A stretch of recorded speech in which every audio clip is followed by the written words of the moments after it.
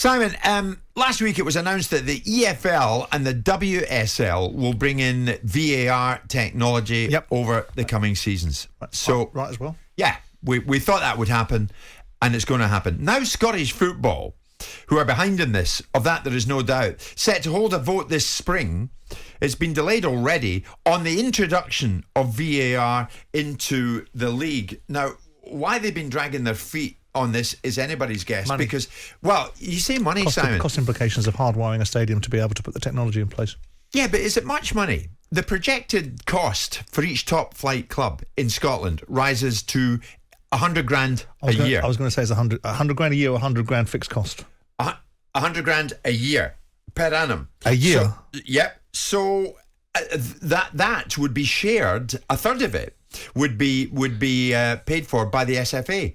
So, I mean, the bottom line is, why can't they just implement this, and why can't the clubs cough up? They can't be that much. Well, £67,000 a year is what we're talking about. Are we sure that it's £67,000 every single year? Okay, if that's the argument, then there's your argument. If you're sitting in the lower tiers of Scottish football and you're being fed hand to mouth, you've got very little gate receipts in terms of quantum of level of gate receipts. Of course, your wages will be less, but you've also got very little TV money. We've seen the paltry nature of the Scottish football broadcasting deals. Yeah. So with that in mind, £67,000, which is half the wages of a Premier League footballer to some extent, is not insignificant to teams further down the pyramid. So the argument becomes you've got to factor that in to your budgets. Another £70,000 a year has got to be paid for by lower tier Scottish teams that don't have the revenue to meet it. So, well, I mean, surely when you're looking at it, what are we talking about? We're talking about the 12. We're talking about £2.5 million a year, right? If we're talking 100 grand per team, there's 40 teams in Scotland, isn't there? Right? No, but we're talking about the top flight. That's what we're talking about. We're talking about Celtic, Rangers, Hearts, Hibs, Dundee United, Motherwell, St Mirren, Aberdeen, Livingston, Ross County, St Johnstone and Dundee. And they can't cough up 60 plus grand. No, they can. Implement. They can. They should. The bottom line is that they haven't pushed it for themselves and haven't dealt with it. And the argument is, why hasn't the EFL done it? The Championship in this country is the third or fourth best supported league in European football, has all teams made up of former Premier League clubs, and supplies 14% of the product to the Premier League that yet doesn't have the same standards as the Premier League. So the argument could be made, why hasn't the EFL done it? The Scottish Premier League should be able to afford it. It should be a matter of course. If you've got 10 teams in the SPFL, it's going to cost £1 million a year. 12 teams, sorry. You've got 12 teams in the SPFL, it's going to cost, 1.2 million quid. Is that what we're talking about? Well, that's what we're talking about. 1.2 million quid. But when it's split, I mean, the old firm will be paying the same as Ross County, the same as St Johnstone. There is an argument. Why don't the old firm take care of the whole lot? Why would they? But why shouldn't they? Just to get it implemented. If they wanted to get a better league, the move was backed particularly, we understand, by the old firm, by Rangers and Celtic, who believe that Scottish football will be left behind by other leagues if it doesn't keep up with the implementation of technology. If they want it that badly, why don't the big two just pay for it? Because it's not their job to pay for it, and the other team should want it. Yeah. It should be part and parcel of a component which brings a bit more, whether we like it or not, integrity to decision-making processes. Every decision that's made in every league, from the top professional league to the bottom of the professional pyramid, has the same importance to the team and supporters in every single game. And the only reason it's not been implemented is because of the cost implications of it.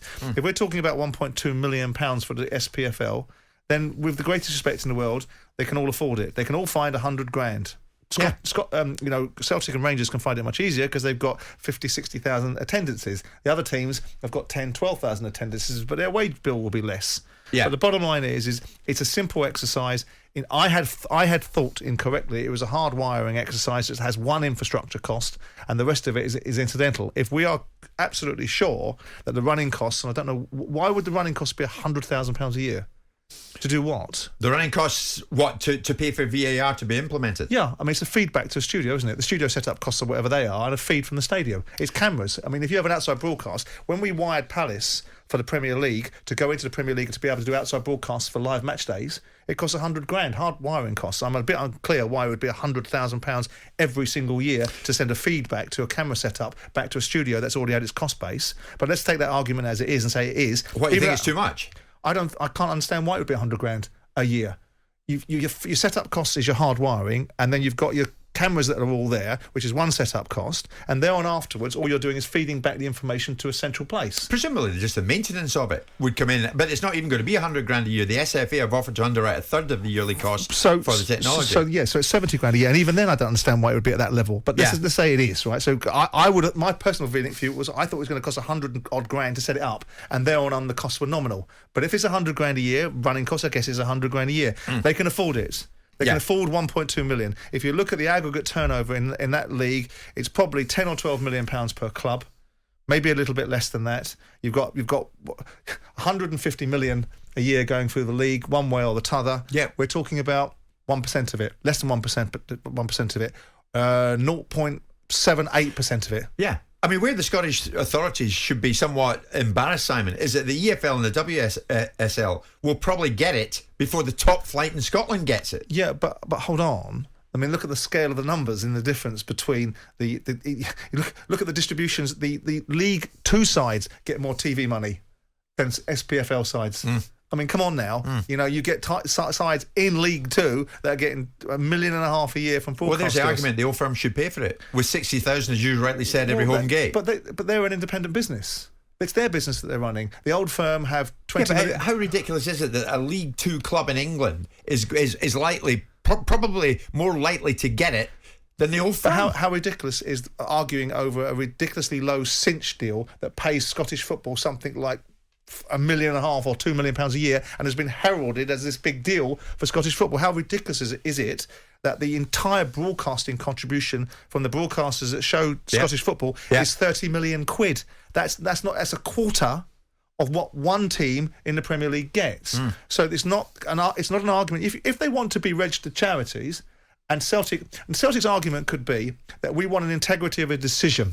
So if you want an integrity of a decision, then you can pay for it. So when you're away from home, if you feel you're getting unjust decisions because you're Celtic or Rangers and you think it's going to level the field up, then you go and pay £100,000 for every other team. They're not going to do it. Why would Celtic and Rangers want to take on a £600,000 cost for other teams that are going to get the benefit when they don't play Celtic and Rangers? Well, the bottom line is the Scottish Premiership spends half its time trying to justify to people, mostly in England, that the very status of the league there is worth having. It is. And that reputationally it's a more than decent league. And I tell you what they could do. They could turn around to Celtic and Rangers and say, we'll carve out £1 million from the new accession to the Champions League.